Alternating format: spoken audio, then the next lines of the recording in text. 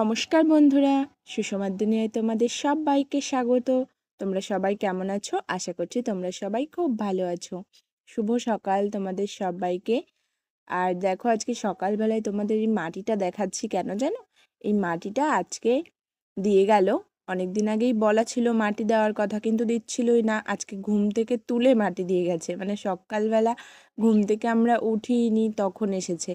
এই কাজগুলো তো খুব সকাল সকালই হয়, কারণ রোদ্দুর উঠে গেলে তখন ওদের মাটি কাটতে খুব কষ্ট হয়।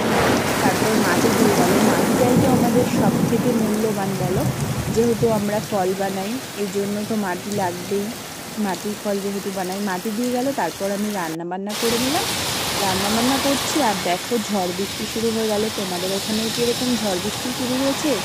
ভীষণ বিদ্যুৎ চমকাচ্ছিল, আর ঝড় বৃষ্টি হয়ে তারপর উঠানে তো জলও জমেছে, আর সঙ্গে দেখো কত আমও পড়েছে। তারপর তো ঝড় বৃষ্টি থেমে গেল, বেশিক্ষণ হয়নি খুব একটা। তারপর ঝড় বৃষ্টি থেমে গেল, আমি কাজে বসে পড়লাম। আজকে তো সব থেকে বাড়িতে মূল্যবান জিনিস এসেছে আমি মনে করি, কারণ মাটি না থাকলে আমাদের কোনো কাজই হবে না। মাটি না থাকলে আমাদের দেখো চাষবাসও হয় না, কোনো কিছুই হয় না। আর মাটি না হলে তো আমি ফল বানাতেই পারবো না। আমাদের এই ব্যবসার বড় পুঁজি কিন্তু এই মাটি।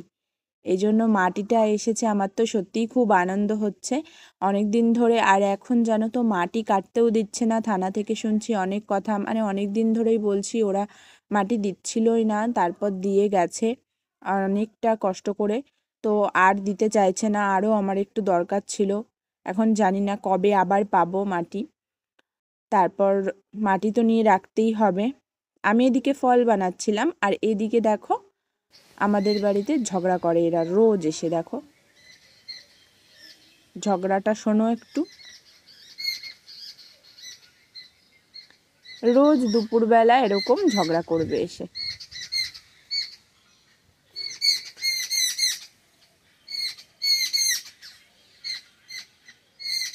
এই সাত বয়রা পাখি, এগুলো নাকি সাত বয়রা, কিন্তু এদের নামটা পুরোই ভুল রাখা হয়েছে।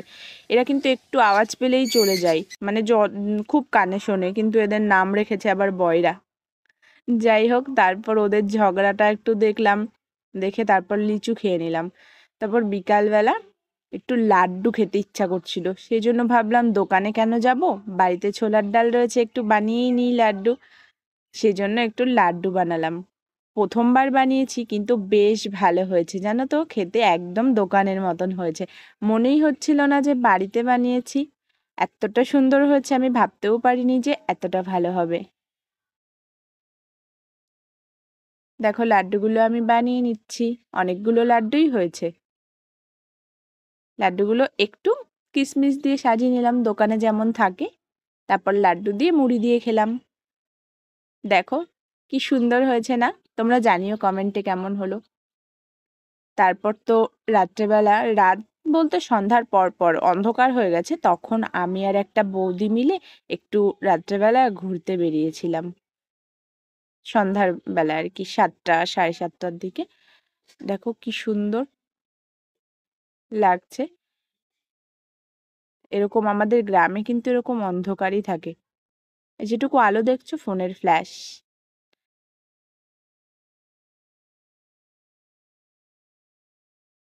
দেখো কি সুন্দর লাগছে। আমার তো ভীষণ ভালো লাগছে, আর হাওয়াও হচ্ছে। পুরো ফাঁকা মাঠ, মধ্যেখান দিয়ে রাস্তা আর কি। এখানে একটা ভোলে বাবার মন্দিরও রয়েছে। আমার ভিডিওগুলো যদি তোমাদের ভালো লেগে থাকে তাহলে লাইক কমেন্ট শেয়ার করো, আর আমার চ্যানেলটিকে সাবস্ক্রাইব করো। Thanks for watching. Tata bye. সবাই ভালো থেকো, সুস্থ থেকো। ধন্যবাদ।